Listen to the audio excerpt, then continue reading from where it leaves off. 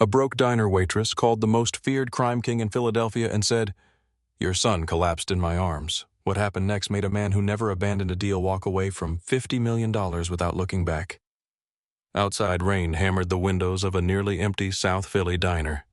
Inside, Emma Brooks knelt on the cold tile holding a 6-year-old boy whose lips were turning blue.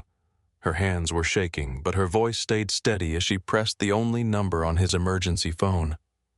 She had no idea the man answering controlled half the city. She only knew a child was dying. But this is not just a story about power danger or forbidden love. It is about what happens when protection becomes possession, and when a ruthless man is forced to choose between his empire and the only family he has left. Stay to the end, like the video and comment where you are watching from. The man on the other end of the phone had ordered Emma to keep his son alive. She did not know his name yet. She only knew that his voice sounded like the kind of voice people obeyed before they had time to ask why. Noah lay against her chest on the diner floor, his small body frighteningly light. His breath came in shallow, broken pulls. Each one sounded thinner than the last. Emma pressed the phone between her shoulder and her ear. "Stay with me, sweetheart," she whispered. "Keep your eyes open." The emergency dispatcher spoke through the diner's landline while Ray, the night cook, held it near Emma's face. "Help is on the way. Keep his airway clear. Do not give him food or water." "I know," Emma said. She did not know. Not really. She knew enough to understand that panic would steal time, and time was the only thing the child did not have. Rain beat against the windows. The red neon glow from the sign outside flashed across Noah's pale face. Coffee cups sat abandoned on tables. A truck driver stood near the counter with both hands over his mouth. Somewhere in the kitchen, a timer kept ringing because nobody remembered to turn it off. Emma lowered her face close to Noah's. "Can you hear me?" His eyelids moved. "Miss M." The words were barely there. "I'm right here. My chest hurts, I know. Dad will be mad." That stopped her. Not the fear of dying, not the pain. He was afraid his father would be angry. Emma pushed damp hair away from his forehead. "Your dad is coming." Noah's fingers tightened weakly around the fabric of her apron. "You called him yes." His eyes opened a little wider. "He always comes when it is bad." Emma looked toward the glass doors. "Then this is bad enough." The sound reached them before the vehicles did. Engines, more than one, fast and heavy. Black headlights cut through the rain as 3 sport utility vehicles turned hard into the diner parking lot. Tires sprayed water across the pavement. Doors opened before the engines stopped. Men in dark coats moved toward the entrance with practiced speed. Ray looked at Emma. "Who is this kid I do not know?" The first man through the door was tall, broad-shouldered, and soaked from the rain. He wore a black suit beneath an open wool coat. 2 men followed him, but neither needed to announce who was in charge. The room changed when he entered. Every conversation stopped. Every body pulled away from his path. His eyes found Noah. Something in his face broke. He crossed the diner in seconds and dropped to his knees beside Emma. "Noah." The boy did not answer. The man touched the side of his son's neck, then looked at Emma. "How long has he been like this? Less than 4 minutes. Maybe 5. Where is his inhaler?" It was not in his bag. His jaw tightened. A medic pushed forward with a red case and an oxygen mask. "Sir, I need space." The man moved, but only enough to let him work. Emma tried to release Noah. The child made a small sound and clutched her apron harder. The man saw it. So did everyone else. "Noah," he said, his voice lower now. "Let go." The boy turned his face into Emma's side. "Miss M." The man stared at her. "Who are you, Emma Brooks? How do you know my son?" Before she could answer, the medic spoke. "We need to move him now." The child was lifted onto a stretcher. His hand remained locked around Emma's apron until the fabric pulled tight across her waist. The man looked from Noah's fingers to Emma's face. "You are coming. I cannot." His eyes sharpened.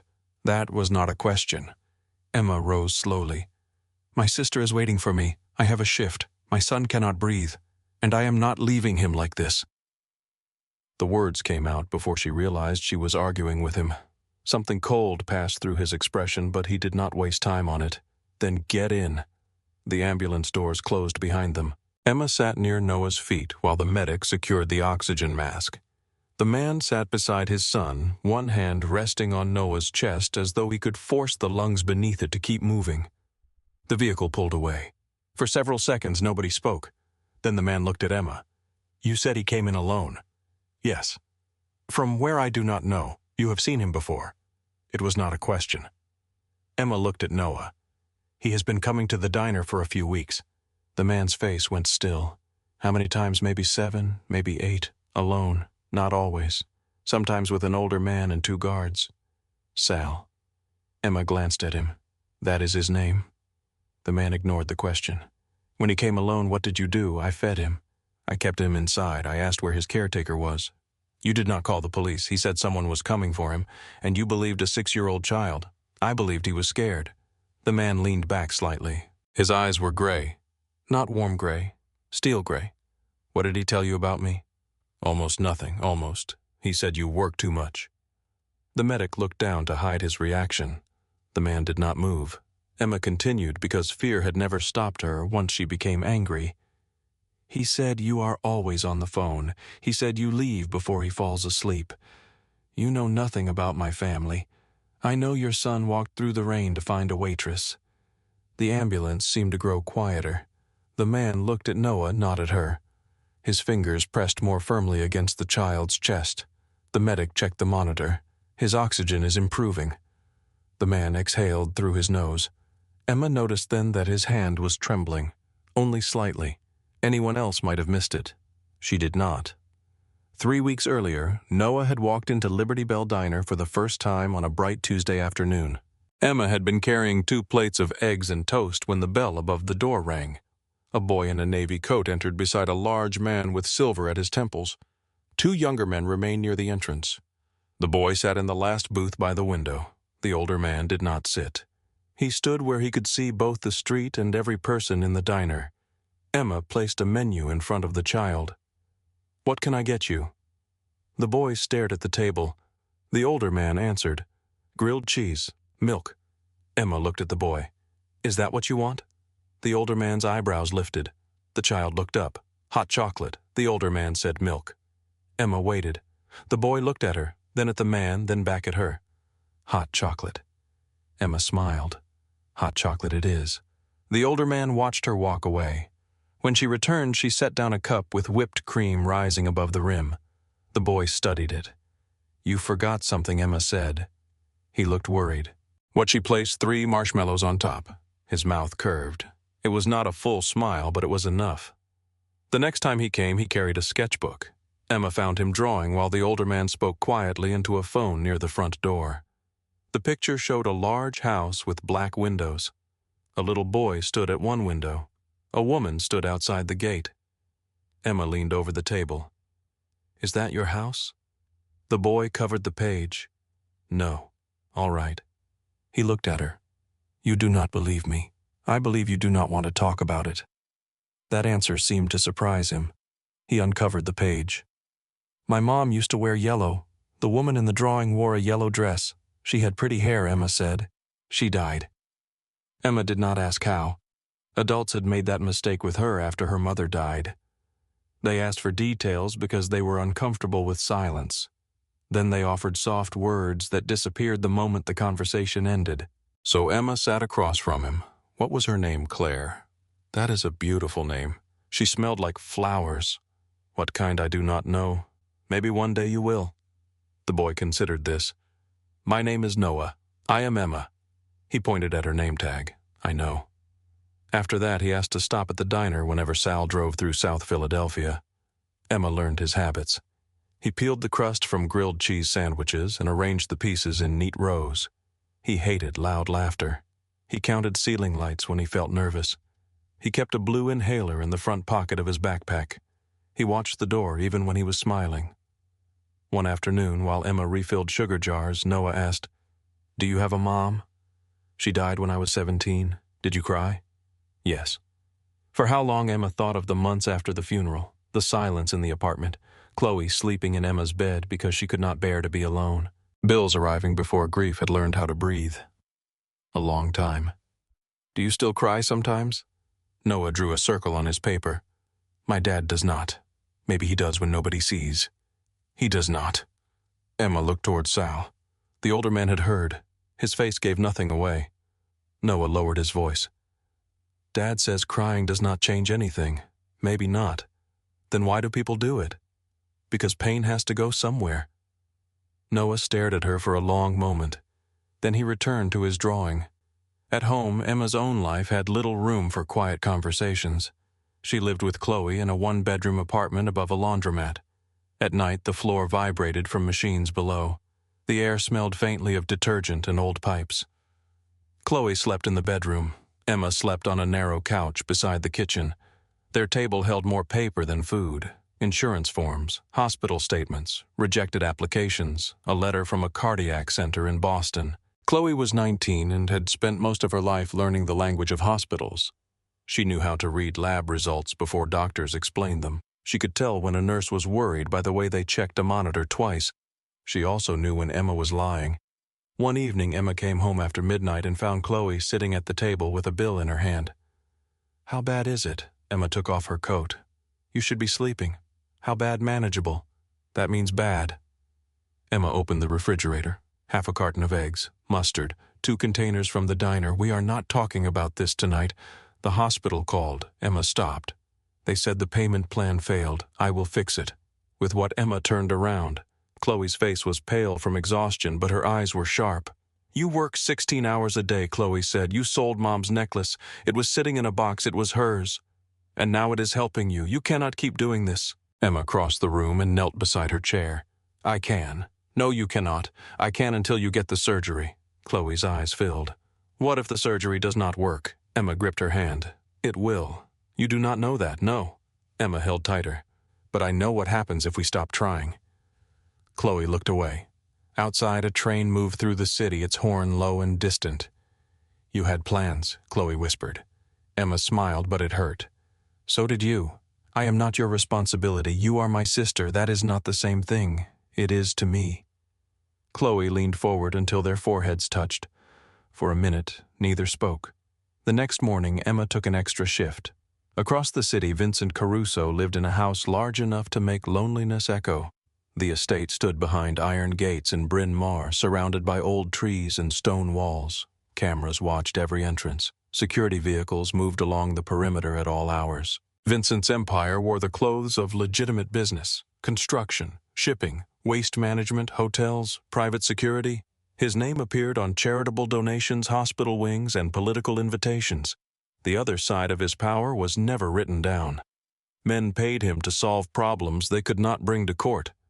Ships entered the port carrying cargo that never appeared on official records. Businesses survived or disappeared depending on whether Vincent found them useful. He controlled everything around him with one exception: his son's grief. At dinner, Noah sat at one end of a long table while Vincent read messages on his phone. A plate of pasta cooled between them. Noah pushed a pea across the plate with his fork. "Dad." Vincent looked up. "Yes." "Can you read tonight? I have a meeting." "You always have a meeting." Vincent set down the phone. "Sal can read to you. I want you." The words landed in the quiet room. Vincent studied his son. Noah rarely asked twice. "What book, the one about the fox?" Vincent looked at the time. "I will try." Noah's face changed. It was a small change. Hope leaving without making noise. You always say that. Vincent's phone rang. He answered it. By the time he finished, Noah had left the table. Later, Vincent stood outside his son's bedroom. Sal sat beside the bed, reading in a low voice. Noah was already asleep. Vincent remained in the hallway for several seconds. Then he walked away. On the night of the storm, the estate was crowded with men preparing for the meeting with Julian Moretti. Security focused on vehicles, weapons, and the possibility of betrayal. Noah's caretaker argued with someone on the phone in the kitchen. A service door near the laundry room remained unlocked. Noah heard the rain against the windows. He remembered Emma saying she always worked late on Thursdays. He put on his coat. He took the emergency phone from his bedside drawer. He forgot the inhaler beside the sink. By the time his caretaker noticed he was gone, Vincent had already left for the waterfront. At the hospital, the emergency doors opened before the ambulance stopped. A trauma team waited. Vincent's influence had reached the building faster than they had. Noah was rushed through double doors. Emma tried to follow. A nurse blocked her. Family only. Vincent looked back. She comes with us. The nurse moved aside. Tests began immediately. The medication eased Noah's lungs, but the fall had caused swelling near his temple. A scan revealed bleeding between the skull and the protective covering of the brain. The surgeon spoke carefully. He has an epidural hematoma. We need to operate now. Emma looked through the glass at Noah's small body surrounded by adults. Vincent asked, "What are his chances the bleeding is localized?" "We caught it early. That is not what I asked." The surgeon held his gaze. "He has a strong chance, but every minute matters." Vincent signed the consent form. His signature was steady. Only after Noah disappeared toward surgery did he close his hand around the pen hard enough to crack the plastic. Emma stood a few feet away. Her apron was stained with blood. Her hair had dried in tangled strands around her face. "I should go," she said. Vincent looked at her. "Why, my sister is alone. Someone will take you. I can take the bus." "No." Emma almost laughed. "You do not get to say no to how I go home." His eyes narrowed. "I say no when there is a possibility that the person who allowed my son to disappear is still watching." "I did not allow anything. I did not say you did." A man approached. The same older man from the diner, Sal. His coat was wet. His face looked carved from stone. "We found the caretaker," he said. Vincent turned. "Where was she at the house?" "And Noah?" "She did not know he was gone for 43 minutes. Vincent stared at him. No anger showed. That was worse. Sal continued. "The service door was unsecured. We are reviewing footage. Vincent said remove her from the property." Sal nodded. Emma stepped forward. "Do not hurt her." Both men looked at her. Emma swallowed. She failed him. "I understand that. But Noah was scared of making you angry before he was scared of dying." Vincent's expression hardened. "You speak with confidence about things you do not understand. He told me. That does not make you part of this family." "No." Emma looked toward the operating room. "But for 3 weeks he sat in my booth because he was lonely." Vincent came closer. The hallway lights reflected in his eyes. "You fed my son without knowing who he was. He was hungry. You kept him in your diner. He needed somewhere to sit. You challenged me while he was dying. You were not there." The words cut through the hallway. Sal looked away. Vincent went perfectly still. Emma wished she could take them back. She did not. After a long silence, Vincent asked, "Why does your sister need you?" Emma's phone rang before she could answer. "Chloe." Emma turned away and accepted the call. "Hey, where are you at the hospital?" Chloe inhaled sharply. "What happened?" "It is not me." Emma lowered her voice and moved toward the window. "A little boy got hurt at work." There was a pause. Then Chloe said, "The cardiac center called again." Emma closed her eyes. "What did they say?" "They cannot hold the surgery date without the deposit. I told them I am working on it. They need it by Friday." "How much?" "You know how much." Emma pressed her fingers against the glass. The city lights blurred beyond the rain. "I will handle it." "Emma, I said I will handle it." Her voice cracked. Chloe softened. "Come home. I cannot yet." Why, Emma looked toward Vincent. He was not pretending not to listen. "The boy is in surgery. You do not even know him." "Yes, I do." Emma ended the call and stood with her forehead against the cool glass.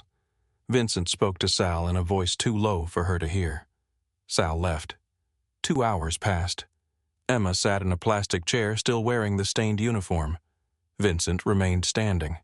Men came and went whispering information to him. He answered calls in short sentences. The hospital staff moved around him carefully as if they could feel danger without knowing its source. At last the surgeon returned. "The bleeding is controlled. He is stable." Vincent did not react immediately. Then his shoulders lowered by less than an inch. "When can I see him as soon as he is settled?" Emma rose. Relief weakened her knees. The surgeon looked at her. "You kept pressure on the wound." "Yes. You likely limited the blood loss." Emma looked down at her hands. They had stopped shaking. Vincent noticed. Noah woke several hours later. He was confused by the tubes, the lights, and the pain.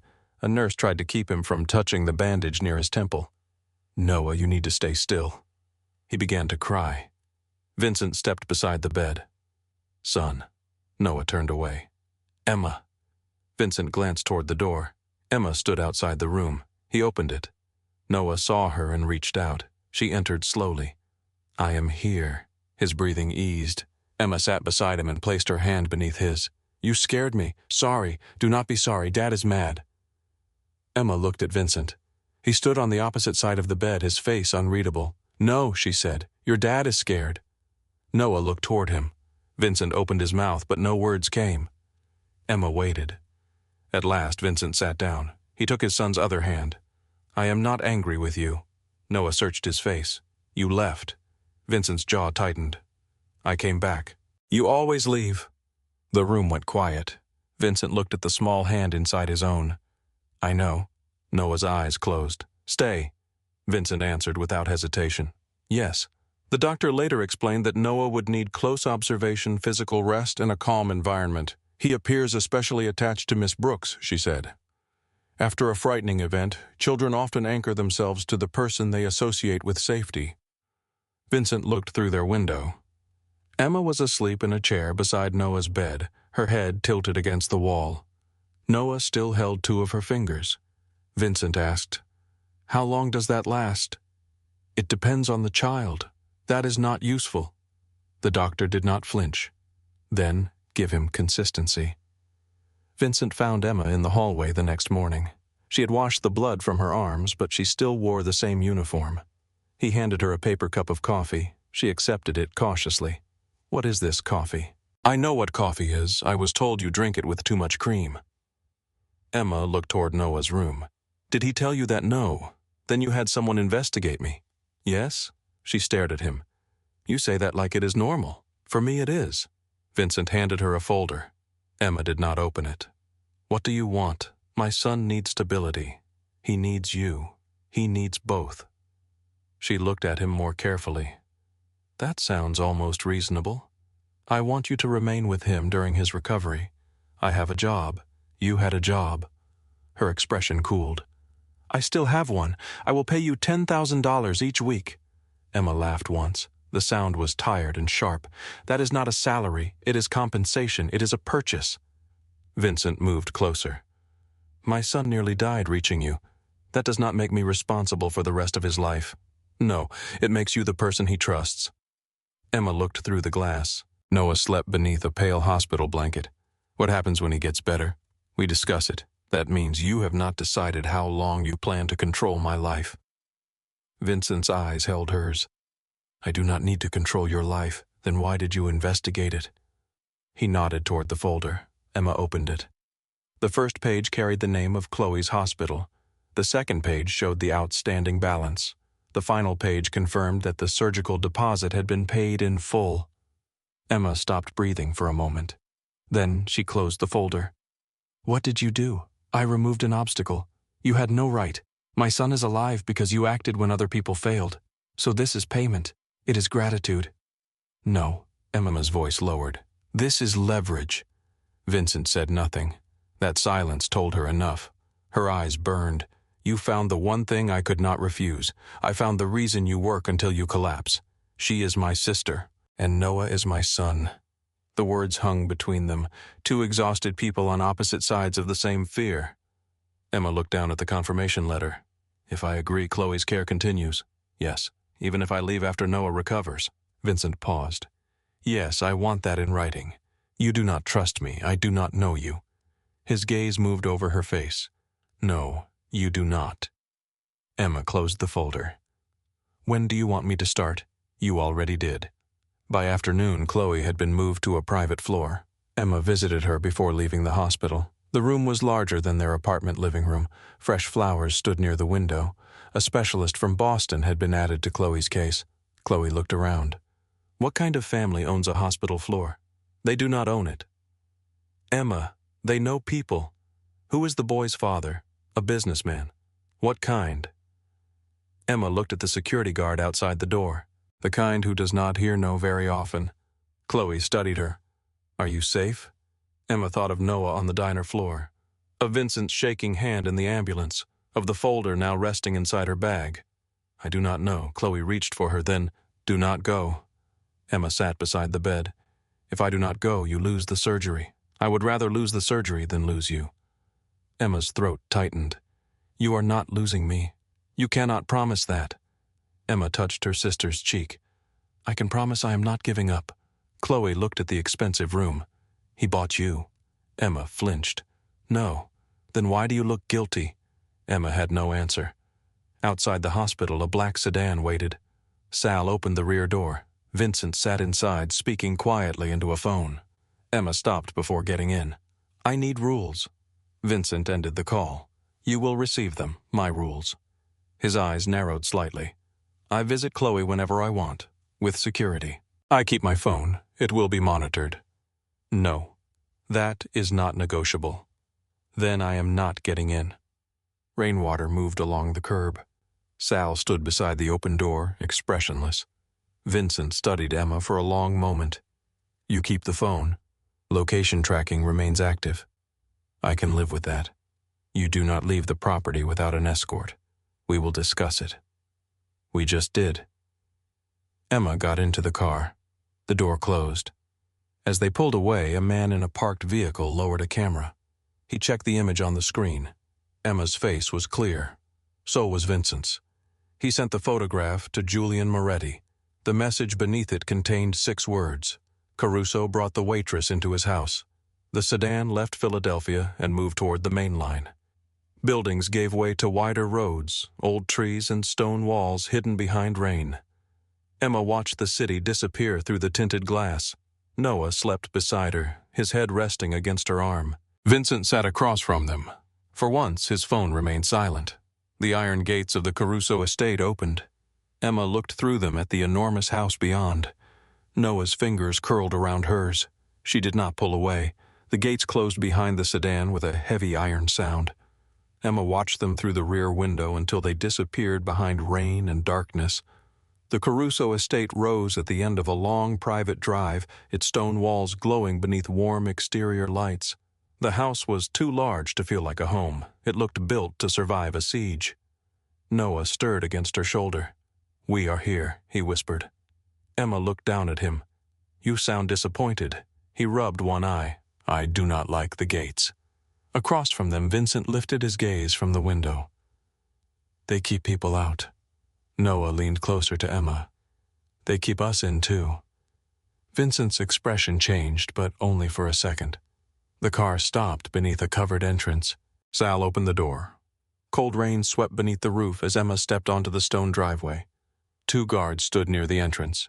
Another watched from a balcony above. Small black cameras turned silently beneath the eaves. Emma looked around. How many people live here? Vincent came around the other side of the car. Enough. That was not what I asked. No. It rarely is. Noah held out both arms. Vincent bent and lifted him carefully. The motion was gentle, almost instinctive. It did not match the man Emma had seen command a diner full of armed men. Noah rested his head against his father's chest. Vincent looked at Emma. Stay close. She followed them inside. The entrance hall rose 2 stories beneath a crystal chandelier. Dark wood framed the walls. A wide staircase curved toward the upper floor. Paintings hung between tall windows, all old faces and serious eyes. The house was warm, but Emma still felt cold. A woman in her 60s waited near the stairs. Her silver hair was pulled into a low knot. She wore a black dress with a narrow white collar. Mr. Caruso. Her gaze moved to Noah and softened. Welcome home, sweetheart? Noah did not answer. The woman looked at Emma. And you must be Miss Brooks. Emma is fine. I am Margaret Ellis. I manage the household. Emma glanced toward the guards. All of it. Margaret's mouth almost curved, the parts that require manners. Vincent carried Noah upstairs.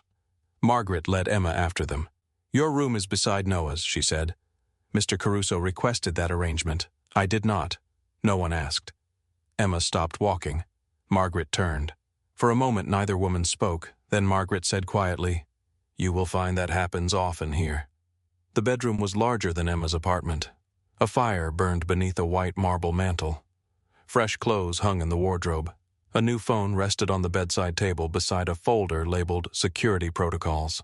Emma picked up the phone. My own phone is in my bag. This one works only through the estate network. I am keeping mine. Margaret looked toward the door. You should discuss that with Mr. Caruso. I already did. Then you should prepare to discuss it again. A cry came from the next room. Emma dropped the phone and moved before anyone could stop her. Noah sat upright in bed, breathing too quickly. A nurse stood near him with a thermometer. It is only a routine check, the nurse said. Noah reached for Emma. She sat on the bed. Look at me.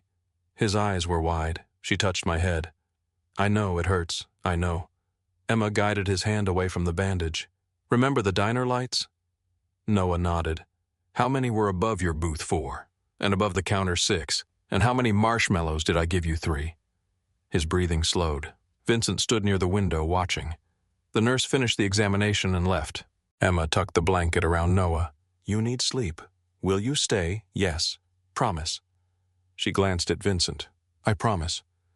Noah closed his eyes. Within minutes, his grip loosened around her fingers.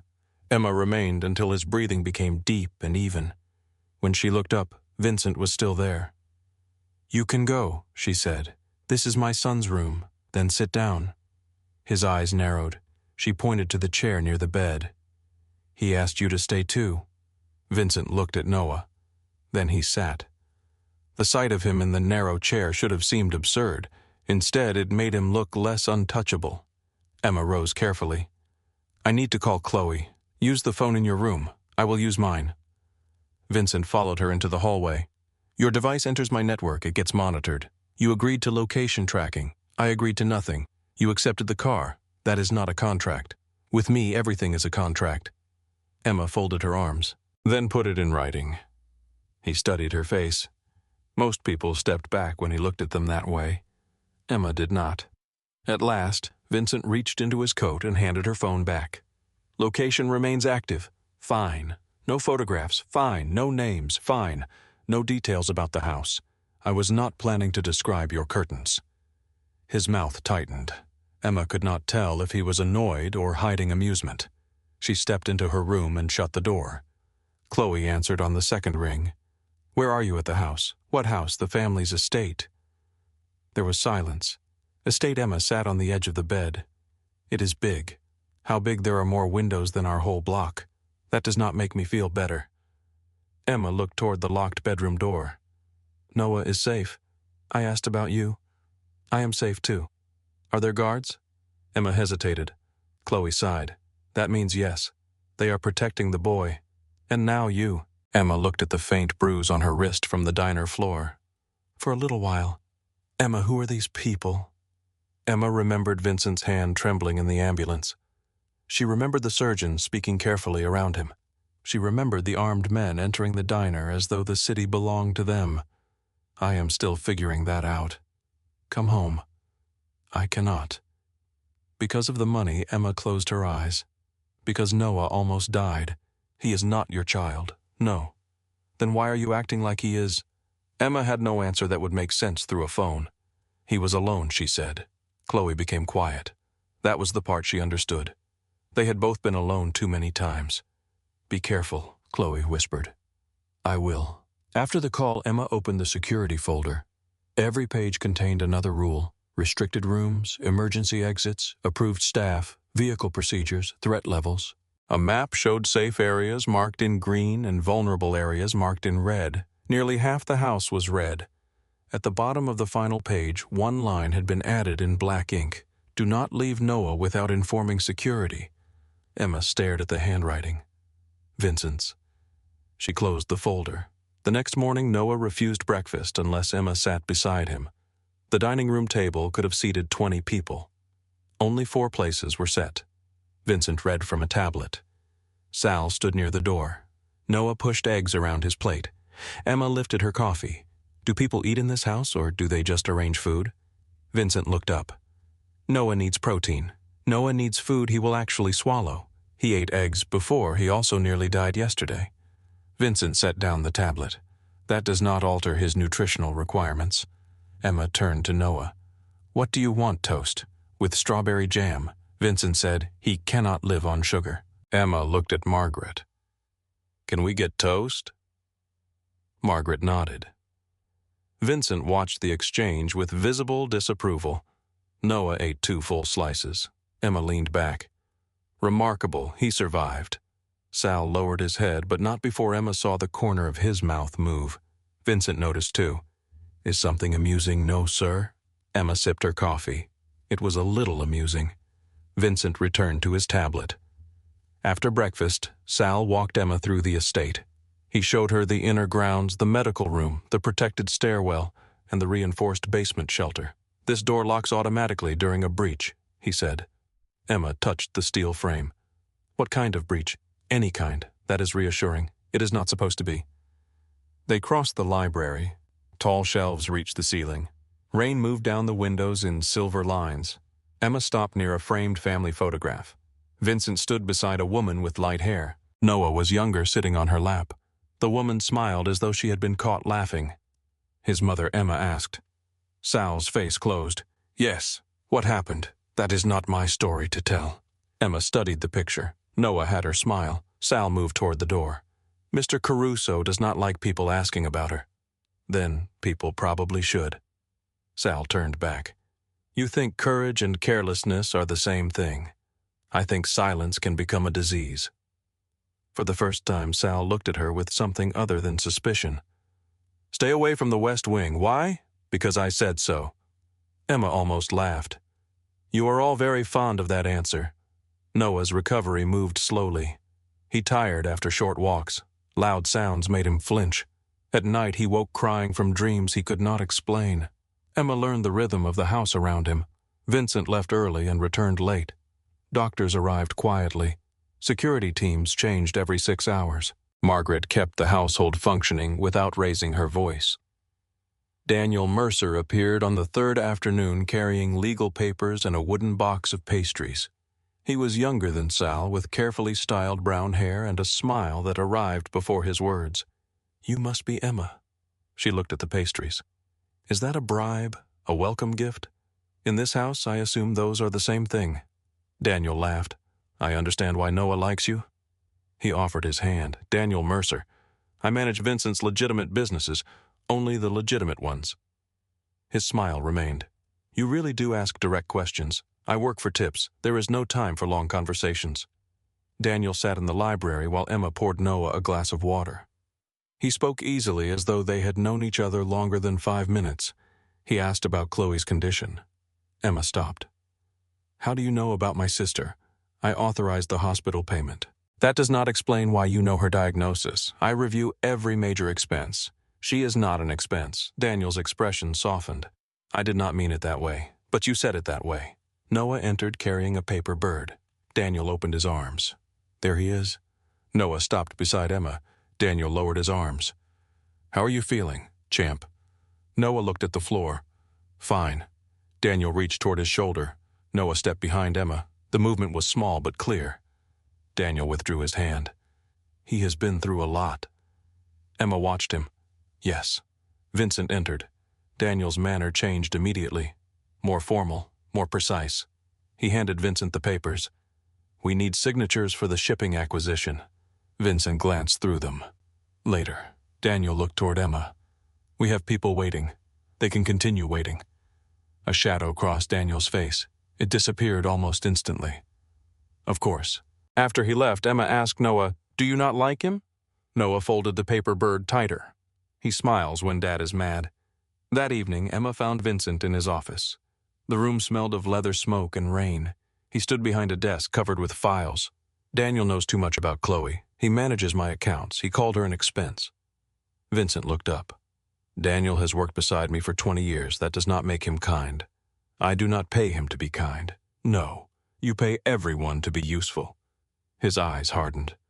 Why are you here to ask when I can visit Chloe? You cannot. Emma stared at him. You said I could. I said with security, then send security. The threat assessment changed. What threat? Vincent did not answer. Emma moved closer to the desk. You brought me here. You paid for my sister's surgery. You told me I was safe. Now you are saying I cannot leave. Yes. That is called a prison. It is called survival. She placed both hands on the desk. You do not get to decide everything because you are afraid. His chair moved back as he stood. The room seemed smaller with both of them on their feet. You think this is fear? I saw your hand in the ambulance." His expression went still. Emma continued. "You were terrified. That is enough." "No, it is not. Noah is terrified too, and every time he reaches for you, you give him another guard." Vincent came around the desk. "He needs protection. He needs his father. You have known him for 3 weeks, and I know he checks the hallway at night to see if you came home." Vincent stopped. Emma saw the words land. "He does not need more cameras," she said. "He needs you to sit beside him when the rain starts." A long silence followed. Then Vincent spoke quietly. "You are very comfortable giving orders in my house. Maybe someone should." He moved closer. Emma felt the edge of the desk against her back. His voice lowered. "You confuse my patience with permission, and you confuse control with care." Neither moved. The distance between them disappeared without either one deciding to cross it. Emma could smell rain on his coat. Vincent looked at her mouth, then back at her eyes. The air changed. Not softer, more dangerous. Noah cried out upstairs. Emma stepped away first. She found him sitting in bed, shaking. Thunder rolled beyond the windows. "I saw the car," he whispered. "What car? The one with Mom?" Emma sat beside him. Vincent appeared in the doorway. Noah saw him and looked away. Emma pulled back the blanket. "Come sit." Vincent remained still. She looked at him. Now, he entered and sat on the other side of the bed. Noah pressed against Emma. Vincent did not reach for him. Emma took Noah's hand and placed it in his father's. For several seconds, Vincent stared at their joined fingers. Then he held on. Noah's breathing slowed. Emma rose. Noah tightened his grip. "Stay. I am getting water. Promise, I promise." Vincent looked at her. "I will stay." Noah searched his face. "Until I sleep? Yes." Emma left them together. The following afternoon, Vincent allowed her to visit Chloe. 2 vehicles took them to the hospital. Sal sat beside Emma in the rear car. "You won," he said. "I did not know it was a contest. With him, everything is?" Chloe looked stronger. Color had returned to her face. She smiled when Emma entered, then noticed the guard outside. "You brought company. He is decorative." Sal did not react. Emma sat beside the bed. The sisters talked about ordinary things: rent, work, a neighbor's barking dog. For half an hour, Emma felt like herself again. Then Chloe asked, "Do you trust him?" Emma knew who she meant. "No. Do you want to?" Emma looked toward the hallway. That might be worse. When Emma returned to the estate, she found Vincent in the library. He stood before the family photograph. "You were right," he said. She stopped. The words sounded unnatural in his voice. "About what Noah checks the hallway." Emma waited. "I read to him last night, I know. He asked me to read the same page 6 times. He does that when he wants someone to stay longer." Vincent looked at the photograph. "My wife knew." Emma stepped closer. "Claire." His eyes shifted to her. "Noah told me." Vincent turned back to the picture. "She died 3 years ago. I am sorry. It was not an accident." Emma said nothing.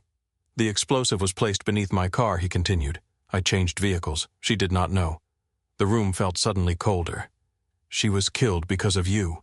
"Yes." The answer carried no defense, only guilt. "That is why you built all this." Vincent looked around the guarded room. "I built it before. After her death, I stopped pretending it was a home." Emma studied him. "Noah did not." "No. You cannot lock him away until nothing can reach him." "I can try. And when he grows up hating the walls," Vincent looked at her, "then he will be alive to hate them." Emma had no answer. A sudden crack shattered the window behind her. Vincent moved before the sound finished. He struck her hard and drove her to the floor. Glass rained over them. A second shot buried itself in the wall. Vincent covered Emma's body with his. "Stay down," men shouted in the hallway. Sal entered with a weapon drawn. North tree line. Vincent looked at him. "Find them." Sal disappeared. Emma felt warmth against her cheek. Blood. She looked up. A thin cut ran along Vincent's face. "You are bleeding." Glass. Another shot struck the stone outside. Vincent pulled Emma behind the heavy desk. His arm remained across her shoulders. She could feel his heartbeat. Fast. Hard. "You knew this could happen," she whispered. "I knew it was possible. You brought me here anyway." "You were already a target. Because of you." His gaze held hers. Yes, the honesty hurt more than an excuse would have.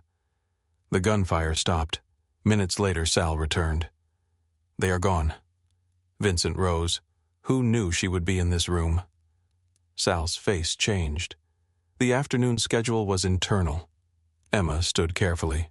Her hands were shaking now. Vincent saw it. He touched the bruise forming along her arm where he had knocked her down. "You are hurt. So are you." His thumb moved once across her skin. Neither of them looked away. Then Sal placed a tablet on the desk. The shooter had access to the library schedule and the north camera blind spot. Vincent released Emma. His face hardened into something colder than anger. How many people had both 7? Reduce it. To what one name? Outside guards moved through the rain. Inside the estate doors locked one after another. Somewhere upstairs, Noah called for Emma. She turned toward the sound. Vincent watched her leave. Then he looked at the shattered window and understood that the danger had not entered through the gates. It had already been waiting inside. The estate locked down before sunset. Steel shutters sealed the ground floor windows. Security teams swept every room, every vehicle, every section of the grounds. Staff members were questioned one by one and escorted back to their quarters. Emma stood outside Noah's bedroom while Sal searched the closets. Noah sat on the bed with his knees drawn to his chest. He watched each armed man enter and leave. No one explained anything to him. That frightened him more. Emma stepped into the room and closed the door behind her. Everyone out. One of the guards looked toward Sal. Emma did not. "I said out." Sal studied Noah's pale face. Then he nodded. The room emptied. Emma crossed to the bed. Noah looked toward the covered window. "Did someone shoot at you?" She sat beside him. "Yes. Were they trying to kill you?" Emma wanted to lie. The house was already full of lies made in the name of protection. "Yes." His eyes filled. "Because of Dad," Emma took his hand. "Because someone wants your father to be afraid. Dad is not afraid." Emma remembered Vincent lying over her while bullets struck the wall. His heart had been pounding against her shoulder. "Everyone gets afraid." "No, he does not." "He does." Noah looked toward the door. "Then why does he get angry? Sometimes anger is easier to show." Noah pressed his fingers into hers. "Are you leaving, No? What if they come back?" Emma looked at the locked door, the cameras, the armed men outside. "Then they will have to get through all of us." That night, dinner was served in a smaller room near the protected stairwell. Vincent sat at the head of the table with a fresh bandage along his cheek. Emma sat beside Noah. Sal remained near the door. No one ate. Vincent read through security reports while Noah moved peas around his plate. Emma set down her fork. "Put it away." Vincent did not look up. "This cannot wait, neither can he." Vincent lifted his eyes. Noah stared at his food. Emma said he has asked 3 times whether the shooter is coming back. Vincent looked at his son.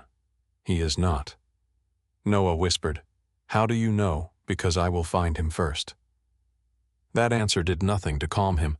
Emma pushed her chair back. "Come on." Vincent's voice hardened. "Where are you going to eat somewhere that does not feel like an interrogation room? This is the safest room in the house. It is also the coldest." Emma held out her hand to Noah. He took it. Vincent watched them leave. They ate toast in the kitchen.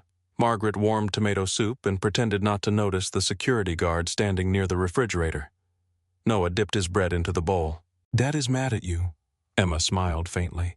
"Your dad is often mad at me. Are you mad at him sometimes? Do you still like him?" Emma paused. Noah looked up.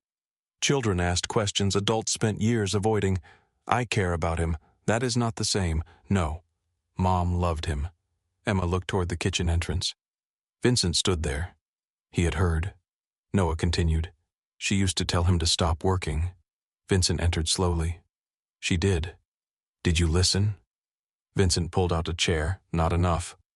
Noah considered that answer. Then he tore his toast in half and placed one piece on Vincent's plate. Vincent picked it up. The gesture was so small that it nearly disappeared beneath everything else happening in the house. Emma saw it anyway. For the next 2 days, the investigation reached deeper. Every guard's access record was reviewed. Every phone was searched. Financial accounts were frozen. Vincent dismissed 3 employees for minor violations and confined 2 others to the lower level for questioning. The estate grew quieter with each passing hour. Emma could feel suspicion moving through the halls. People lowered their voices when she entered. Staff members avoided Daniel. Daniel avoided no one. He arrived each morning with files beneath his arm and confidence in every step. On the third day, Emma found him in the library speaking to Vincent. The shooter was hired through a broker in Baltimore, Daniel said. The payment came from a company tied to Julian. Vincent stood near the shattered window, and the internal schedule. Daniel placed a folder on the desk. Someone copied it through Sal's security system. Sal's face hardened. My system requires dual authorization. Daniel looked at him. Then someone had help. Emma remained near the doorway. Daniel noticed her. You should not be here. Emma entered anyway. You know a lot for someone who was not present. Daniel smiled. That is my job. Your job is money. My job is making problems disappear. Vincent looked at Emma. Enough. She met his gaze. You told Sal to reduce 7 names to 1. I did. Is Daniel one of the 7? The room went still. Daniel's smile faded. Vincent answered carefully. Everyone with access is being reviewed. That is not an answer. Daniel stepped closer. You have been in this house less than a week, and someone has already tried to kill me. You think that gives you authority, no? It gives me an interest. Vincent moved between them. Leave us. Emma did not move. His eyes sharpened. Emma. She looked at Daniel, then at Vincent. You trust the wrong people because they have been beside you a long time. Daniel's voice cooled. And you trust her because your son held her hand. Vincent turned toward him. Daniel lowered his gaze. The mistake lasted 1 second. It was enough. Vincent said, get out. Daniel's face changed. Vincent. Now. Daniel collected his folder and left. Emma watched him disappear into the hallway. You saw that, she said. Vincent looked toward the door. I saw a man insult someone under my protection. No. You saw him forget himself. Vincent said nothing. That evening, Chloe called. Her surgery had been scheduled for the following Tuesday. Emma stood near the bedroom window while rain moved over the grounds. You sound tired, Chloe said. I am fine. You always say that when you are not. Emma rested her head against the glass. They tried to shoot me. Silence filled the line. Then Chloe whispered, Come home. I cannot. You said Noah was recovering. He is. Then why are you still there? Emma looked at the guards below. Because the shooter knew where I would be. What does that mean? It means leaving may not make me safer. Chloe began to cry. Emma closed her eyes. I am sorry, no. Do not say that like you are already gone. I am not going anywhere. You do not know that. Emma heard footsteps behind her. Vincent stood in the doorway. She turned away from him. Your surgery is still happening. I do not care about the surgery. Yes, you do. Not if it costs me you.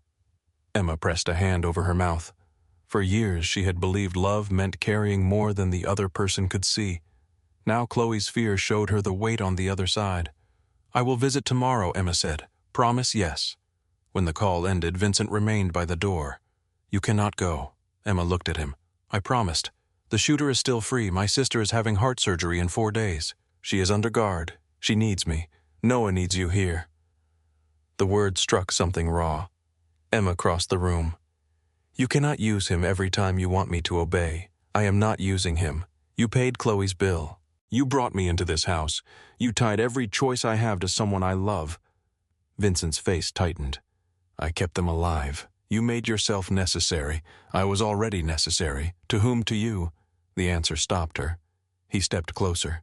You think you can return to that apartment and pretend none of this followed you home? I think I deserve the right to decide, and I think your right to decide ends where a bullet begins. Emma stared at him. That is not protection. It is reality. No, it is control wearing a better suit. His jaw tightened. She moved past him. Vincent caught her wrist. Not hard, enough to stop her. Emma looked down at his hand. He released her immediately. The silence between them changed. He said, You will visit Chloe tomorrow. Emma looked back at him. With Sal and 4 guards. 2, 4, 3. Vincent almost smiled. 3. The visit never happened. Before dawn, Noah developed a fever. By 7, it had risen to 103. The private clinic sent a medical team to the estate. Emma remained beside Noah while the doctor examined him. Vincent took a call near the window. Sal stood outside the door. A nurse Emma had never seen before unpacked medication near the bedside table. Her badge faced backward. Emma watched her hands. The nurse opened a glass vial filled with cloudy liquid. "What is that?" Emma asked. The nurse did not look up. "Antibiotic. For what infection the doctor ordered it." The doctor was across the room speaking to Vincent. Emma looked at the vial again. Chloe had received antibiotics through an intravenous line more times than Emma could count. This did not look right. "What is the name?" The nurse lifted the syringe. "Miss Brooks, please step aside." Emma moved closer instead. "What is the medication called?" The nurse finally looked at her. "Rebecca Stone. I asked about the medication." Something cold appeared in Rebecca's eyes. She reached for Noah's line. Emma stepped between them. "Stop." Noah watched from the bed. His breathing quickened.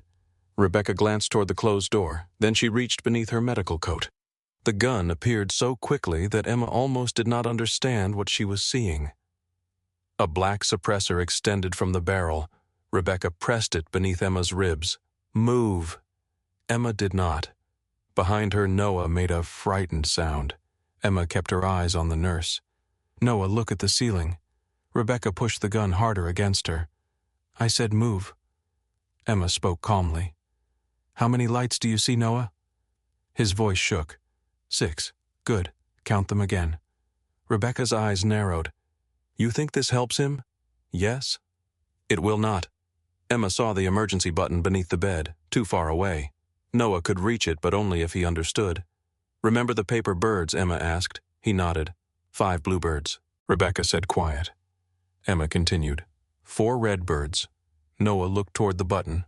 3 yellow birds. His hand slipped beneath the blanket. Rebecca noticed. She grabbed Emma by the hair and pulled her backward. The gun shifted. Emma knocked the metal tray from the table. It struck Rebecca's arm. The gun fired. The sound was muted but violent inside the room. The bullet entered the wall above Noah's pillow. Emma drove her shoulder into Rebecca's chest. They fell against the bed. Noah screamed. Rebecca struck Emma across the face with the pistol. Pain flashed white. Emma grabbed the nurse's wrist with both hands. Rebecca was stronger. The barrel turned slowly toward Emma's throat. 2 green birds, Emma gasped. Noah reached beneath the bed. His fingers found the button. An alarm sounded. Rebecca looked toward the door. Emma drove her knee upward. Rebecca lost balance. The gun struck the floor. Sal hit the door from the other side. It held for 1 second. Then the frame broke. He entered with 2 guards. Rebecca reached for the weapon. Sal kicked it away. 1 guard forced her to the floor. The other pulled Noah from the bed. Vincent entered last. His gaze moved from the bullet hole to Noah, then to Emma's bleeding mouth. He crossed the room and seized Rebecca by the throat. Her feet left the floor. "You aimed at my son." His voice was quiet. Rebecca clawed at his wrist. Emma pushed herself upright. "Vincent." He did not look at her. His grip tightened. "Vincent." Noah was crying. Emma stepped closer, not in front of him. Vincent looked toward his son. Noah stared at him with terror in his eyes. Slowly, Vincent released Rebecca. She collapsed. "Take her downstairs," he said. Sal dragged her from the room. The doctor checked Noah's line and confirmed that no medication had entered his body. The vial was tested. It contained a concentrated compound capable of stopping his heart within minutes. Emma sat beside Noah while the doctor treated the bruise on her face. Vincent stood near the bullet hole. He did not speak. Later, Emma found him in a private bathroom near his office. Blood moved across his hands beneath running water. Not his blood. He stared into the sink. "She worked at the clinic for 4 years," he said. Emma leaned against the doorway. "Who approved her visit?" The schedule was altered, by whom only 3 people had the required authority. He turned off the water. "Sal, Daniel, me."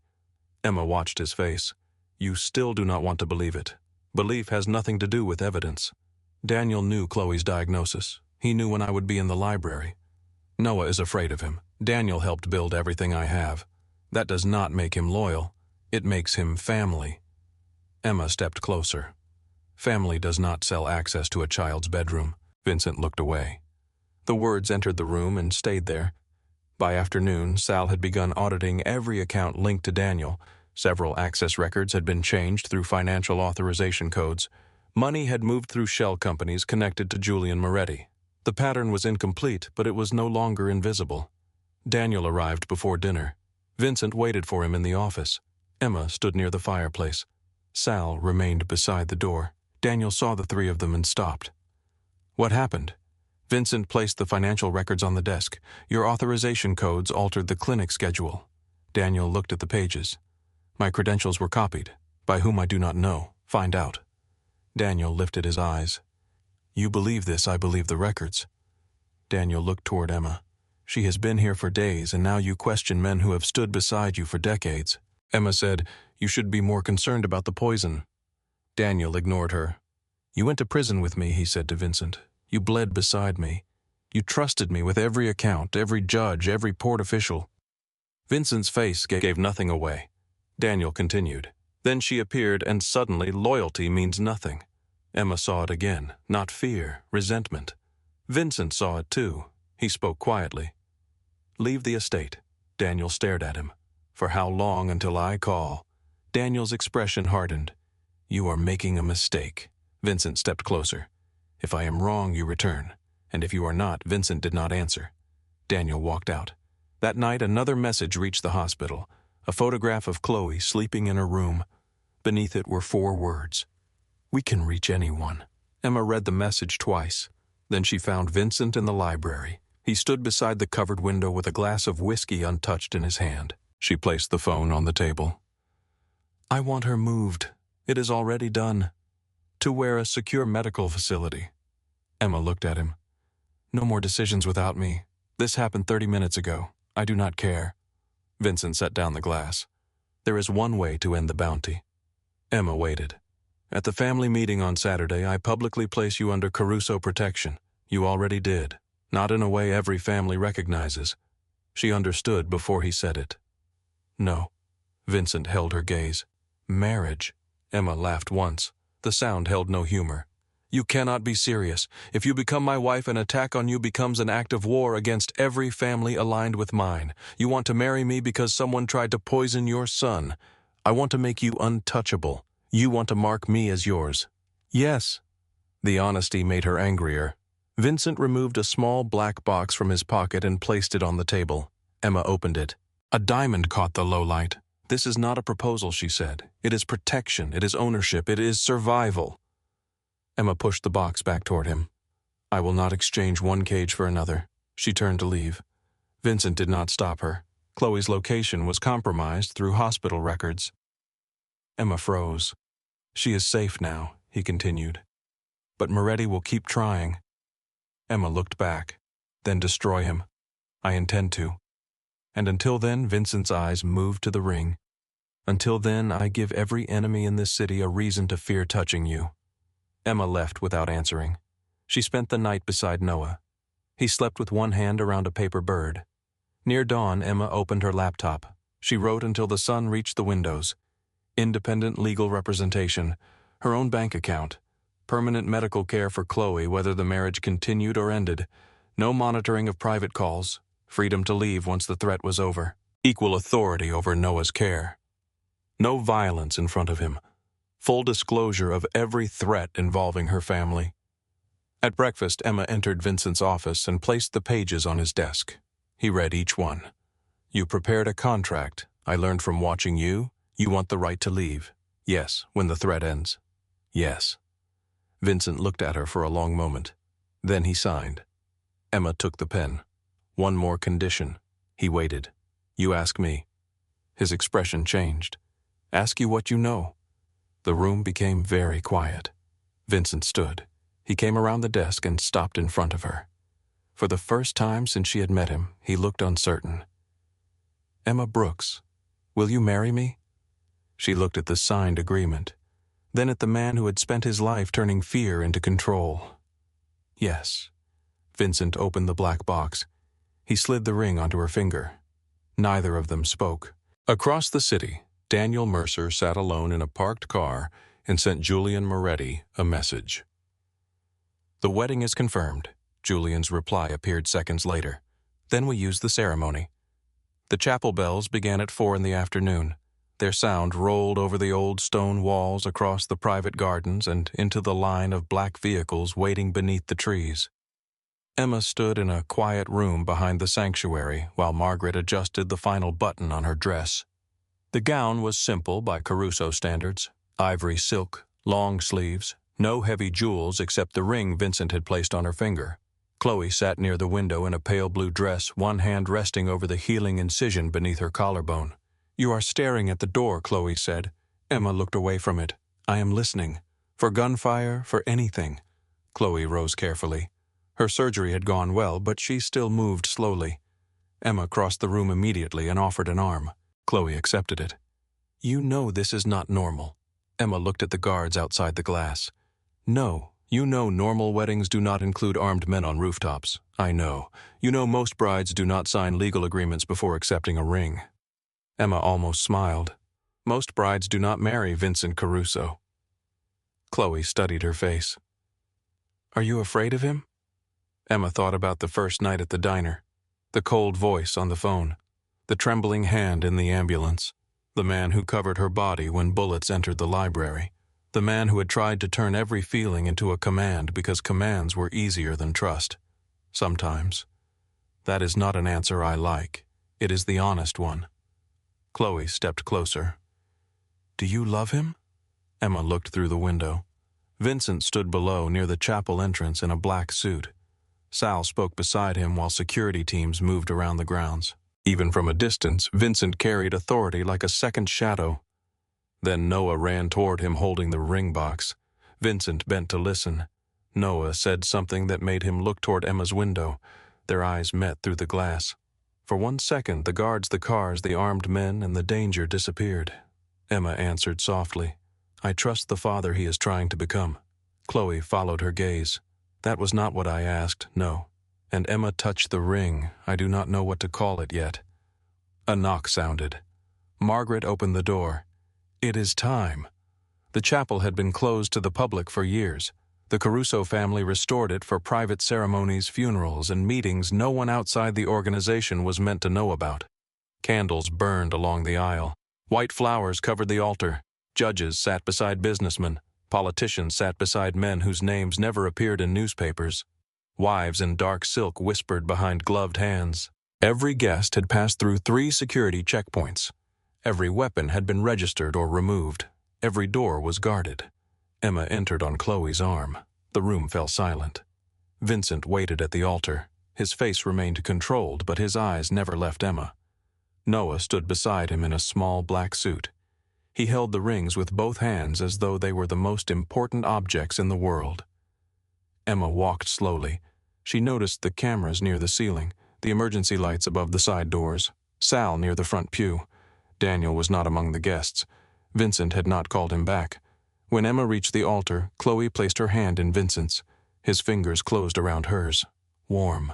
Steady. The priest began. Emma barely heard the first words. Vincent leaned closer. "Do you want to stop?" She turned her head. "What? I can end this now." His voice was low enough that only she could hear. "I will still protect Chloe. I will still protect you." Emma searched his face. This was the first true choice he had given her without pressure, payment, or fear attached to it. "You would let me walk away? No." His answer came too quickly. Then he corrected himself. "I would not stop you." The difference mattered.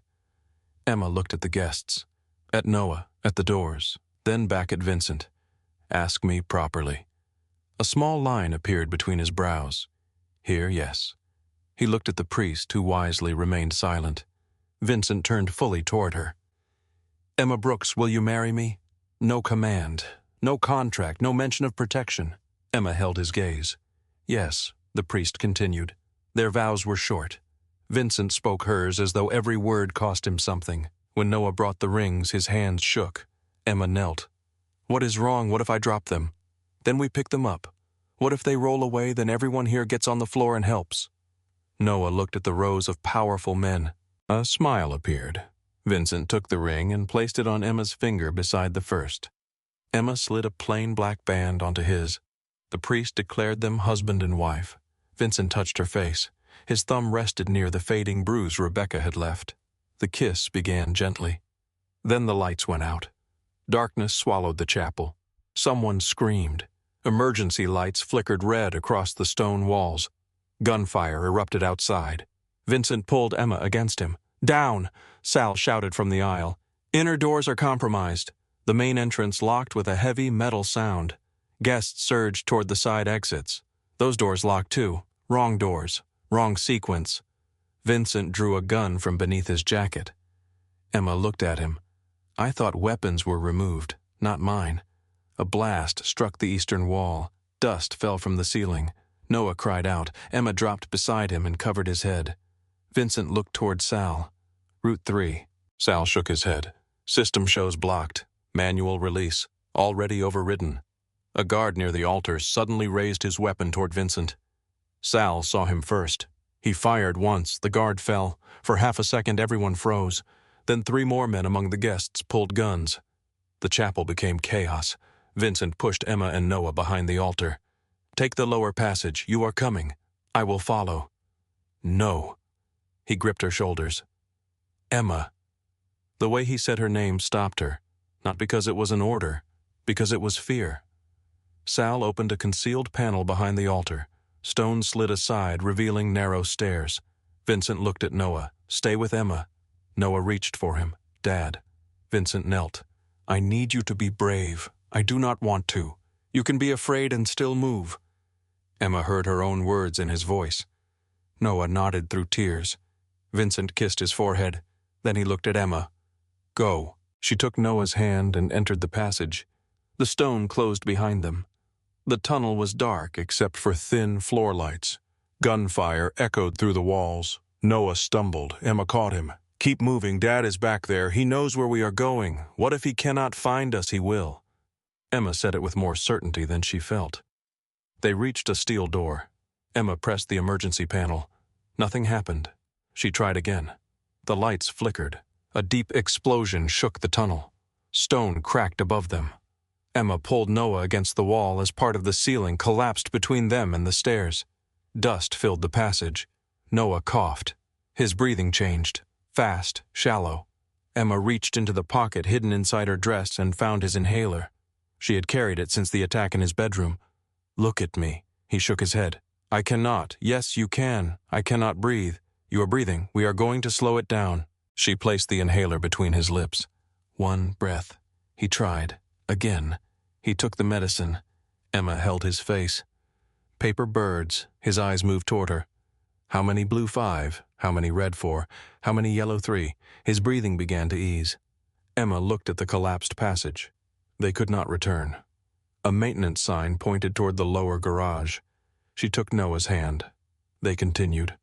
Above them, Vincent moved through smoke and gunfire. Sal stayed at his side. 2 loyal guards covered the rear. The attackers knew the chapel's blind spots. They knew which security doors would lock. They knew the emergency routes. Vincent fired through the broken entrance and struck a man near the courtyard, Daniel Sal said. Vincent did not answer.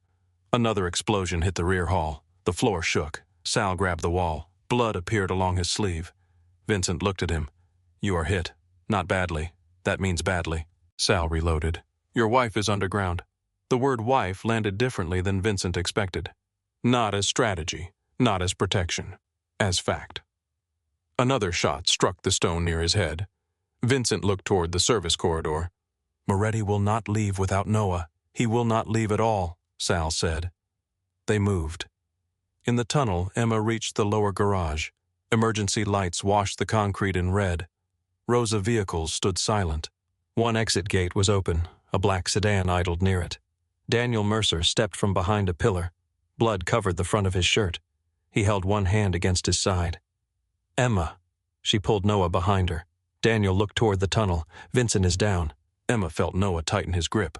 What happened? Moretti breached the chapel. Sal is trying to reach the courtyard. Daniel limped closer. "We need to leave." Emma looked at the blood on his shirt.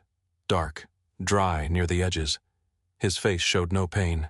"Where is your security team, dead? How did you get inside the lower gate? It was locked. I have access." Emma looked at the open gate behind him. Noah pressed against her back. Daniel held out his hand. "Give him to me." Noah whispered no. Daniel's expression changed, only slightly. Emma saw it. "You knew where Rebecca would be," she said. Daniel stopped. You are in shock. You knew the library schedule. Emma, you knew Chloe's records. His injured posture disappeared. His shoulders straightened. The false weakness left his face. You should have taken Vincent's money and disappeared. Noah began to cry. Emma moved him farther behind her. Daniel drew a gun. I tried to keep this simple. You tried to kill a child. I tried to remove a weakness. Emma stared at him. He trusted you. Daniel laughed softly. Vincent trusted my usefulness, nothing else. You were family, no. I was the man who built the floor beneath his throne. He stepped closer. I managed every account. I bought every official. I buried everybody that threatened the Caruso name. Vincent inherited respect because of his father. I earned it and watched him wear it. And Julian promised you the city. Julian promised me what should have been mine. Emma looked at the gun. Then why keep Noah alive? Because some families still care about blood. A child is useful. Noah made a frightened sound. Emma felt something inside her turn cold. Daniel pointed toward the sedan. Move. She obeyed. One step, then another. The garage control panel stood beside the nearest pillar. Sal had forced her to learn the emergency system after the sniper attack. Green button for manual exit. Red switch for fire barriers. Black lever for total lockdown. Daniel followed several feet behind. Faster. Emma reached the pillar. She placed one hand against it as though dizzy. Daniel raised the gun. Do not. She pulled the red switch. A steel barrier dropped from the ceiling. Daniel fired. The bullet struck Emma's shoulder and spun her against the concrete. Pain tore through her arm. The barrier slammed down between Daniel and Noah. Noah screamed. Emma fell to one knee. Blood spread across the ivory fabric. Daniel struck the steel with his fist. You stupid woman. Emma looked at Noah through the narrow reinforced window. Run to the maintenance room. I am not leaving you. Go. No, take the phone from my pocket. He reached through the small opening at the edge of the barrier and pulled out the black emergency phone, the same phone he had carried into the diner. The screen still held one contact. Dad. Call him, Emma said. Noah pressed the screen. Vincent answered over gunfire. Noah. Emma leaned toward the phone. Daniel is the traitor. Lower garage. Vincent's breathing stopped for half a second. Are you hurt? Yes. How badly I can move? Stay hidden. Daniel began working the manual release on the other side. Emma looked at the steel barrier shaking beneath his hands. We are out of places to hide. Vincent's voice became deadly calm. I am coming. The line ended. Emma pushed herself upright. She guided Noah toward a maintenance compartment behind a row of utility cabinets. You stay here. No, you lock the door. Emma, you do not open it unless you hear me say extra marshmallows. His face crumpled. She took his cheeks in both hands. I need you to trust me. He nodded. Emma closed him inside. Daniel forced the barrier high enough to crawl beneath. He entered the garage with the gun in his hand. Emma grabbed a fire extinguisher from the wall. Daniel looked at the blood on her dress. You cannot win. Emma held the extinguisher like a weapon. You keep mistaking me for someone waiting to be rescued. He fired. The shot struck the pillar. Emma swung the extinguisher into his wrist. The gun fell. Daniel hit her across the face. She collapsed against a vehicle. He grabbed her injured arm. Pain nearly blinded her. Where is the boy? Emma spat blood onto his shirt. Daniel twisted harder. She screamed. Where is he? A shot cracked through the garage. Daniel jerked. Blood spread across his shoulder. Sal stood near the tunnel entrance, one arm hanging uselessly at his side. Daniel released Emma and reached for the gun. Sal fired again. The bullet struck the concrete beside his hand. Do not, Sal said. Daniel froze. Vincent entered behind him. His suit was torn. Blood darkened one side of his shirt. His face was covered in dust. Daniel looked at him. For the first time, fear replaced resentment. Vincent. Vincent saw Emma against the car, saw the blood on her shoulder, saw the open maintenance compartment. Where is Noah? Emma pointed. He is safe. Vincent looked at Sal. Get him. Sal moved past Daniel. Vincent stepped closer to his oldest friend. Daniel lowered his hands. You do not understand. I understand enough. Julian was going to destroy everything. You opened my house to him. I saved what could be saved. You aimed a gun at my wife. Daniel looked toward Emma. She was never supposed to matter. Vincent struck him. Daniel fell hard against the concrete. Vincent grabbed his collar and lifted him. We survived prison together. Daniel coughed. Yes, we buried your brother. Yes, my father fed you when yours disappeared. Daniel's face tightened. And I repaid every debt. You sold access to my son. I built your empire. Vincent pulled him closer. You remembered everything we survived. His voice dropped. You forgot who we survived for. Sal returned with Noah. The child broke free and ran toward Vincent. Dad. Vincent released Daniel and turned. Noah threw himself against him. Vincent held him tightly. His face changed when he felt the boy breathing. Emma watched from the floor. For 1 second, relief entered the garage. Then another voice came from the tunnel. Touching. Julian Moretti stepped into the red light with 4 armed men behind him. His suit remained clean. His smile remained calm. Vincent moved Noah behind him. Julian looked at Emma, the waitress. He sounded amused. All this damage for a woman who served coffee at midnight. Vincent raised his weapon. Julian's men raised theirs. Sal pushed Noah toward Emma. She pulled him behind the vehicle. Julian spread his hands. You walked away from $50 million for the boy. Then you risked the city for her. You have become predictable. Vincent's eyes never left him. You mistook love for weakness. Julian smiled. No, I recognized leverage. The shooting began. Vincent drove behind a concrete pillar. Sal fired from beside the vehicles. Emma covered Noah's ears and kept him low. Bullets shattered windows. A vehicle alarm screamed through the garage. Daniel crawled toward his fallen gun. Emma saw him. She grabbed the extinguisher again and struck his hand. He cursed. Still useful, she asked. Across the garage, Vincent shot one attacker. Sal took another. Julian retreated toward the tunnel. Vincent followed. The fight moved into the old warehouse connected beneath the chapel grounds. Rain entered through broken upper windows. Shipping crates formed narrow corridors across the floor. Julian fired from behind a steel beam. Vincent returned fire. Sal remained behind to protect Emma and Noah. Vincent moved deeper into the warehouse alone. Julian's voice echoed through the dark. Claire died because you changed cars.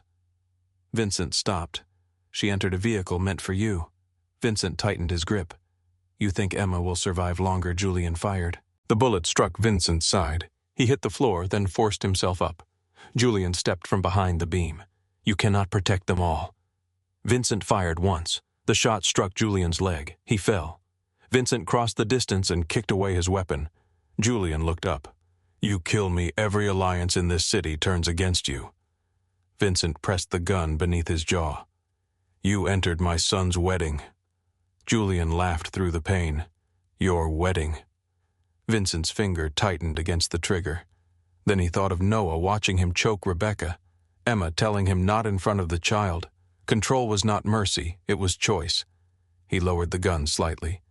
Where are the remaining men? Julian smiled. Vincent struck the wound in his leg. Julian screamed, Where north exit? 2 vehicles. Vincent spoke into his radio. Seal the north road. Sal answered immediately. Done. Vincent looked down at Julian. You wanted my city. Julian's face had gone pale. Vincent took his phone and removed the memory card. You will watch it disappear from a cell. He left Julian alive for the arriving federal task force already drawn by the attack, the weapons and the financial records Daniel had unknowingly preserved. When Vincent returned to the garage, the strength left his legs. Emma saw him stumble. She moved before Sal could. Vincent collapsed into her arms. The image carried her back to the diner floor, Noah unable to breathe. A black phone in her hand, a voice ordering her to keep his son alive. Now Vincent's blood covered her wedding dress. She pressed both hands over the wound in his side. His eyes found the ring on her finger. You should have left. Emma leaned closer. You finally gave me the choice. His breathing was shallow, and she pressed harder as sirens approached above them. I stayed. Noah knelt beside them. Tears moved down his face. Dad. Vincent lifted one hand and touched his son's cheek. Emma pulled Noah close with one arm while keeping pressure on Vincent's wound with the other. Around them, the garage filled with smoke-broken glass and the sound of approaching rescue teams. The marriage had begun as a shield. The blood on the floor made it something else. Emma held them both and refused to let go. The first thing Emma heard was the monitor beside Vincent's bed. A steady electronic rhythm. soft, precise, alive. She sat near the window of the private hospital room wearing a white shirt a nurse had given her after cutting away the blood-soaked wedding dress. Her shoulder had been stitched and wrapped. Purple bruises darkened one side of her face. Noah slept across 2 chairs with his head in her lap. His small hand rested over Vincent's wedding ring. Vincent had been unconscious for 13 hours. The bullet had entered below his ribs and missed his liver by less than an inch. The surgeon had removed the fragments and stopped the bleeding, but the next 24 hours would matter most. Emma knew hospital language. Stable did not mean safe. Morning light slowly entered the room. The door opened. Chloe stepped inside with Sal beside her. Her heart surgery had gone well, though she still moved carefully. Sal's arm rested in a sling and a fresh cut crossed his forehead. Emma looked at him. "You should be in a bed. So should you." Chloe touched Emma's uninjured shoulder. "How is he?" "The bleeding stopped." "That is good. It is something." Sal walked to Vincent's bedside. For a moment he said nothing. Emma asked Daniel in custody, Julian alive. Federal agents have both of them. What happens now, Daniel's records connect Moretti to weapons bribery, extortion, and murder. His organization is falling apart. And Vincent Sal looked toward the closed door. Some of Daniel's records involve Caruso businesses. Will he be arrested? It is possible. Chloe's face tightened. You told us we were safe. Sal met her gaze. You are. That does not look like safety. A faint movement came from the bed. Emma stood so quickly that pain cut through her shoulder. Vincent's fingers moved. His eyes opened halfway. The monitor changed pace. Emma leaned over him. Vincent. His gaze moved slowly across her face, then toward Noah. Is he hurt? His voice was rough and weak. No, I am here. His eyes lowered to her bandage. You were shot, so were you. Noah stirred. He sat up confused, then saw his father awake. Dad. Vincent turned his head. Noah climbed carefully onto the bed and pressed his face against Vincent's chest. Vincent winced but held him. I thought you died, Noah whispered. No, you stopped talking. I know, you promised you would find us. Vincent looked at Emma over the boy's head. I did. Noah began to cry. His whole body shook. Vincent held the back of his head. I am sorry. Noah pulled away. For what? For leaving you alone so many times? Are you leaving again? Vincent looked at his son. No.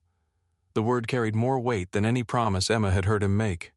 Later, when the doctor ordered everyone except Emma out of the room, silence settled between them. Vincent looked at the ring on her finger. You kept it, yes. You can remove it. I know. The agreement allows you to leave when the threat ends. The threat has not ended. Moretti is finished. Daniel is still alive. He will never reach you again. Emma studied his face. You are releasing me. I am honoring the contract. You hated the contract. Yes. She almost smiled. Vincent looked toward the window. You should take Chloe somewhere far from me. Is that what you want? No. Then say what you want. His jaw tightened. Emma waited. At last he said, I want you to stay, but I will not make your fear the price of loving me. Emma looked down at their hands. For weeks she had demanded that he understand the difference between protection and possession. Now he was opening the door. You think letting me go makes everything right? No. Then why now? Vincent looked tired enough to tell the truth. When Daniel shot you, I understood that I had become the thing I hated. Emma said nothing. My father used fear to keep people close. My enemies used fear to control me. I used fear to keep you and Noah where I could see you. You were trying to protect us. I was trying to survive losing you before it happened. The honesty entered the room and stayed there. Vincent turned his face toward the window. Claire died because of a choice I made. After that, every person I loved became someone I could already see dead. Emma reached for his hand.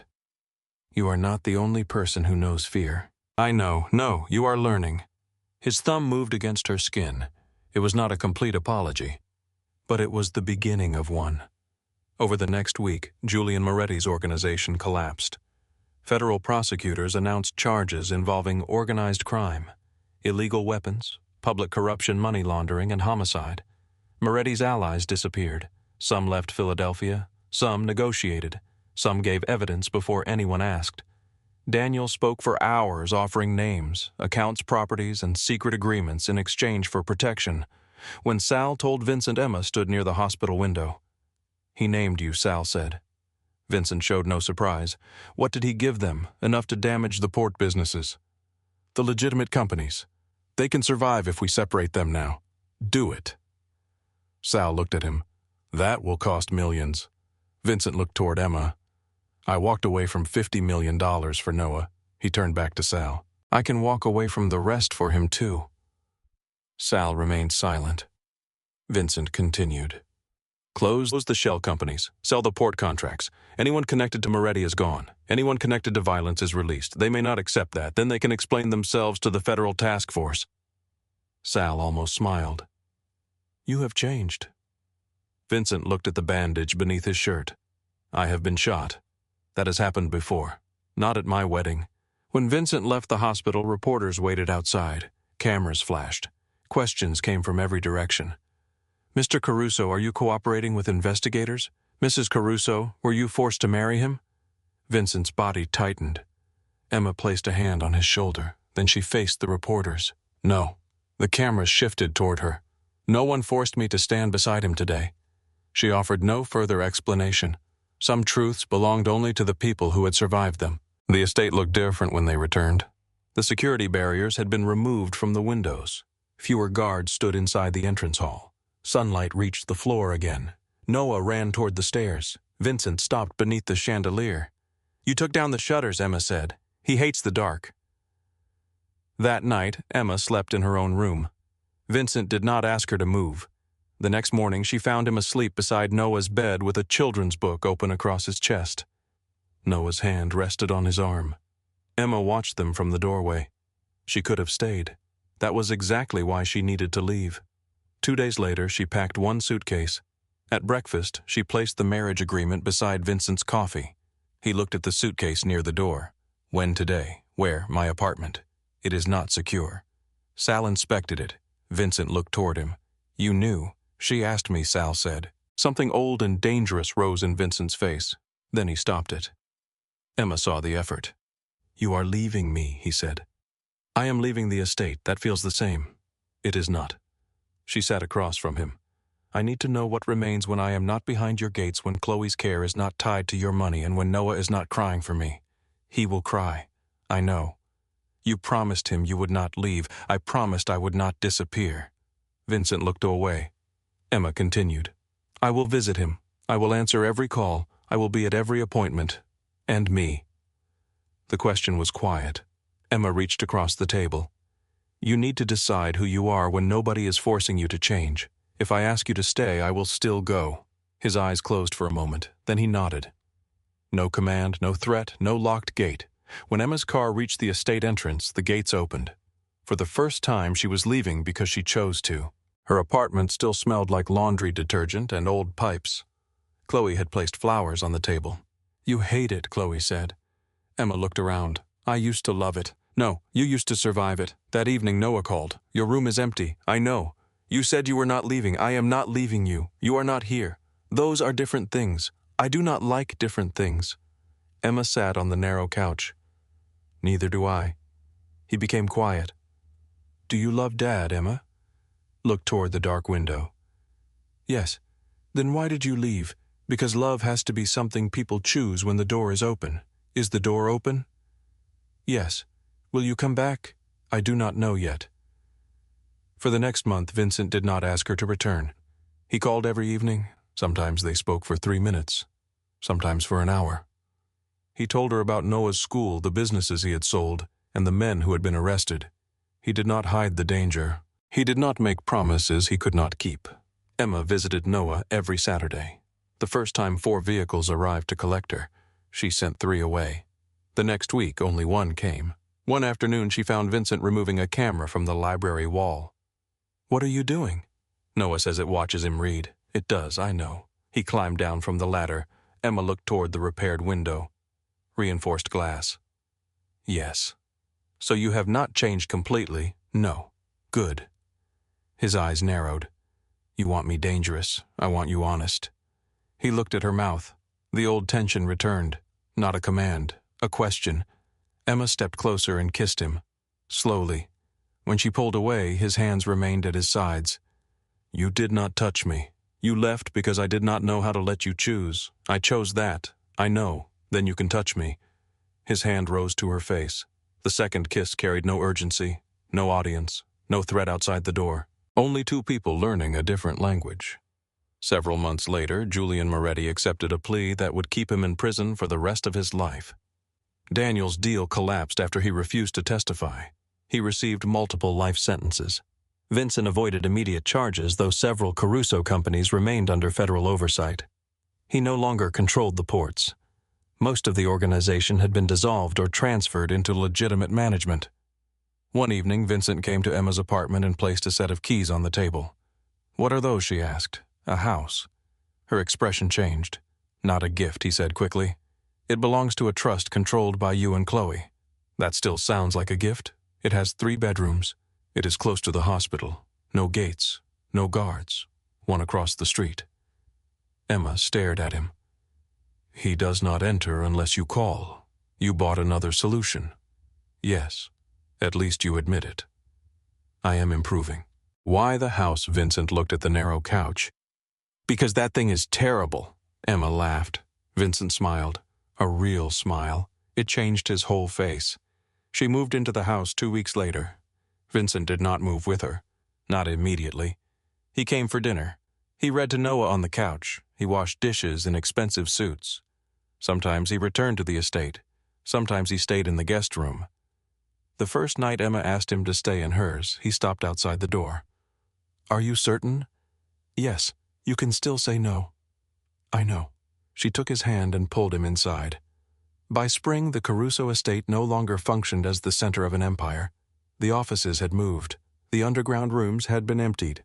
The West Wing remained closed until Noah asked to enter Claire's room. Vincent unlocked it himself. Her dresses still hung in the wardrobe. A bottle of perfume stood near the mirror. Noah touched a yellow dress. "She wore this." "Yes," Vincent said. "Why did you lock the room?" "Because I thought remembering her would destroy me." "Did it?" Vincent looked around. "No." Noah sprayed a small amount of perfume into the air. Flowers, soft and warm. "That smells like Mom." Vincent sat on the edge of the bed. Noah leaned against him. Emma waited near the door until Vincent reached out. She took his hand. They sat together inside the grief he had locked away. It did not disappear. It became something they could carry.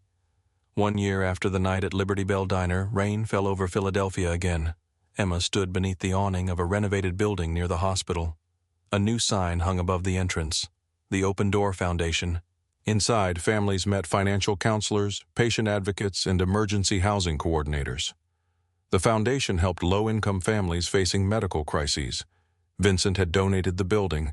Emma controlled the board. Chloe worked at the front desk while continuing college. Sal managed security without visible weapons. Noah drew paper birds for children in the waiting room. A reporter asked Emma what had inspired the foundation. She looked through the glass doors at a young mother holding a hospital bill in one hand and a sleeping child in the other.